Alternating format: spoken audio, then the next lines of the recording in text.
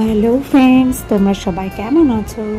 আশা করছি ভালো আছো, আর আমিও ভালো আছি। সকাল সকাল বারান্দাতে গিয়ে ফুল গাছগুলো দেখতে এত ভালো লাগে। এই যে অর্কিডটা দেখছো, এটা দীঘা থেকে ফেরার পথে নিয়ে এসেছিলাম। যেহেতু এখন বাড়িতে আছি, ঘর গোছানোর পরিস্থিতি সেরকম নেই, মোটামুটি ঘর পরিষ্কার পরিচ্ছন্নই আছে। তো সকালবেলা উঠেই রান্নাটা চাপিয়ে দিলাম। আসলে ছেলে ঘুম থেকে ওঠার আগে রান্নাটা করে নিলে ওকে একটু পড়তে বসানো যায়। তার কারণ ওর ক্লাস টেস্টটা খুব কাছাকাছি চলে এসছে। আর এই যে বরমশাই বাজার করে নিয়ে চলে এসছে।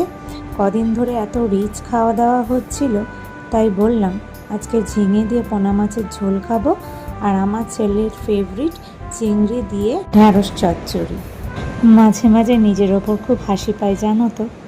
তার কারণ তুমি যখন কোনো কষ্টের জায়গায় আছো, তুমি ভাবছো তোমার কাছের মানুষ ভাবছে আমি কিভাবে আছি, কিভাবে থাকছি, কিন্তু পরে যখন জানতে পারি না সে আনন্দেই ছিল, মনটা খুব খারাপ হয়ে যায়। তবে মাঝে মাঝে এই রিয়েলিটি চেকগুলো খুব দরকার আছে। জীবনে কিভাবে চলবো ভবিষ্যতে, আর বর্তমানে কিভাবে থাকবো তা পরিস্থিতি শিখিয়ে দেয়। তো চলো, টাটা, ভালো থেকো।